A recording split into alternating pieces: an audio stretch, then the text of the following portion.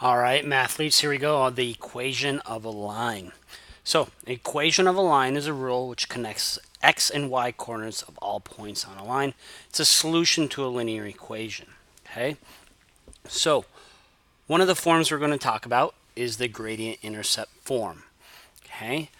It's called this because from this form we can identify the gradient and the intercept. So notice in this example here, the value in front of our x is our gradient. So we can see that in our line. So we know that it goes up 1 over 2. Okay. Then we have a second part of that equation, which is our intercept form, right? So the intercept tells us where it crosses our y-axis. So that's why we call it the gradient intercept form, because from this equation I can look at it and identify my gradient of 1/2 and my y-intercept of 4. So the second form of the equation of a line, notice this is different because we have x's and y's on the same side. Okay, this is called general form of the equation. Here we have two examples of a general form. Notice here the x's and y's are on one side. Okay, and the same thing goes for over here. Typically in our general form we want our a value. That's this value in front of our x. So there's an imaginary 1 here. Okay, a value should be positive and a integer value. Okay. Also, our b value, okay, I'm going to switch colors here. So our b value, okay, which is here,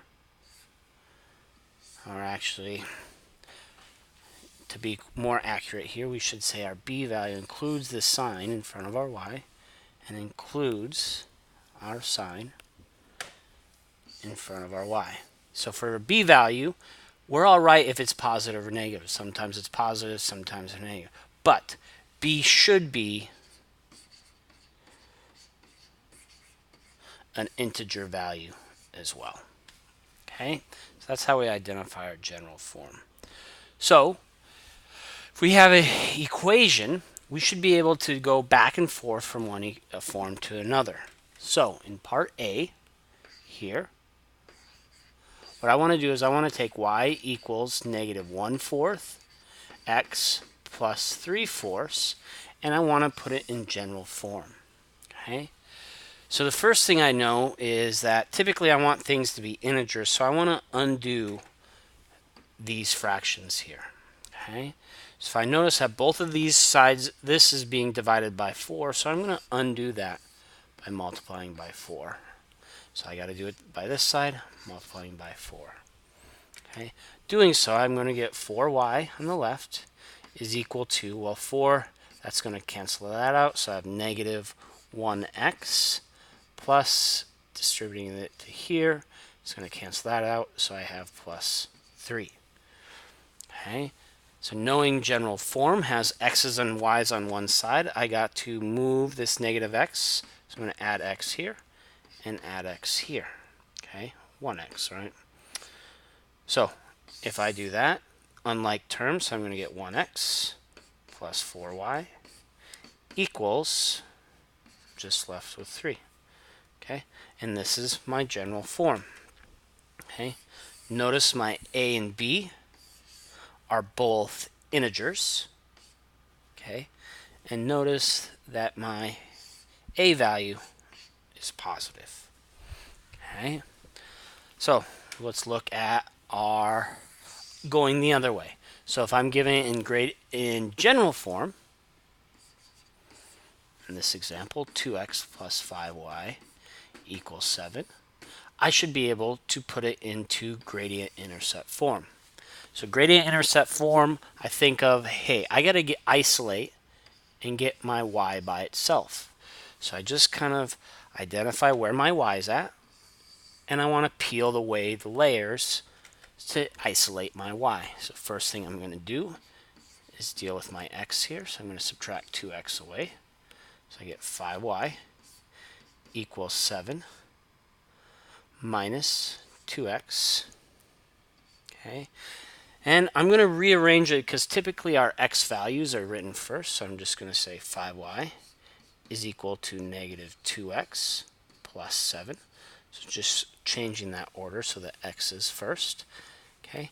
And the last step is always to get y by itself. So I'm going to divide by 5 here and divide both terms by 5 here because I got to do it to the entire side. So I get this to be y is equal to negative 2 fifths x plus 7 fifths. Notice I know this is gradient intercept form because I have my gradient here, so I know it's going to have a negative 2/5 gradient, and my y-intercept is going to be at 7/5.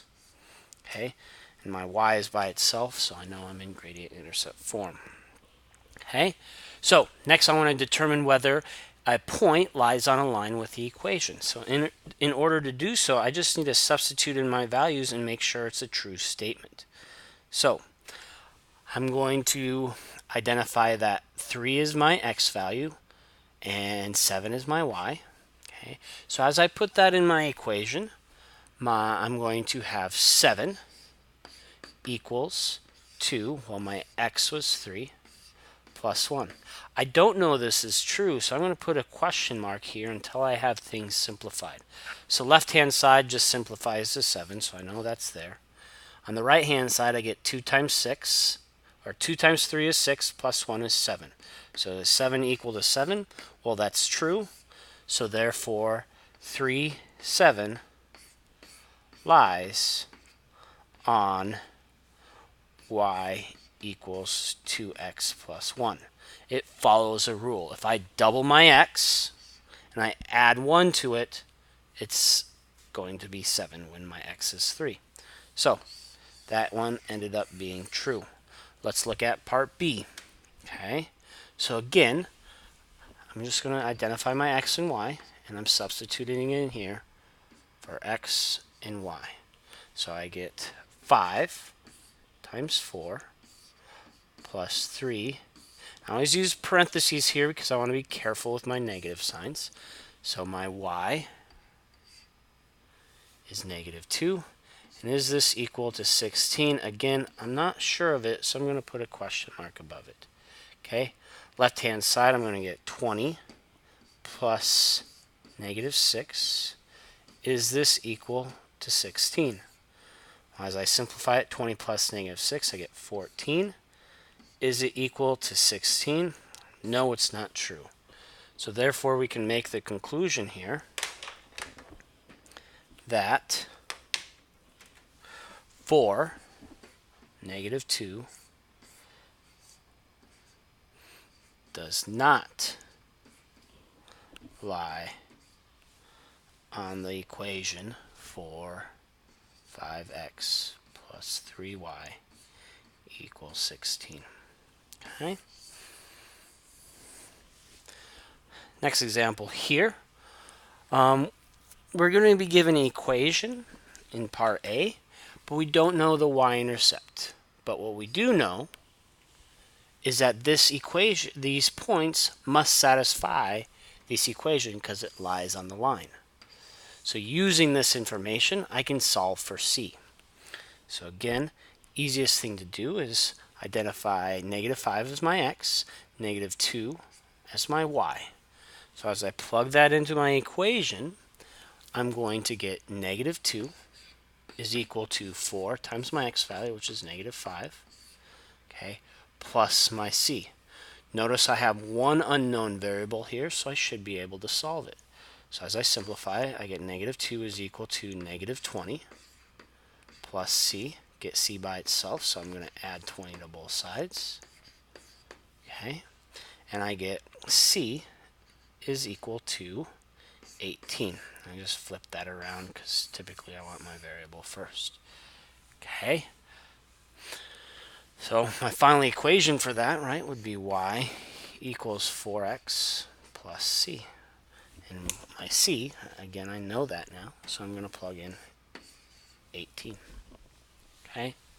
Part B here, same thing, but using the general formula to find my k value. Okay. Again, I know that 4 is my x, 7 is my y. So as I plug those back into this equation, I do 3 times the given x value, which is 4, plus, well, it was minus 2. Yep, minus 2, and my y value is 7, is equal to k. Again, one unknown, so I should be able to solve this equation.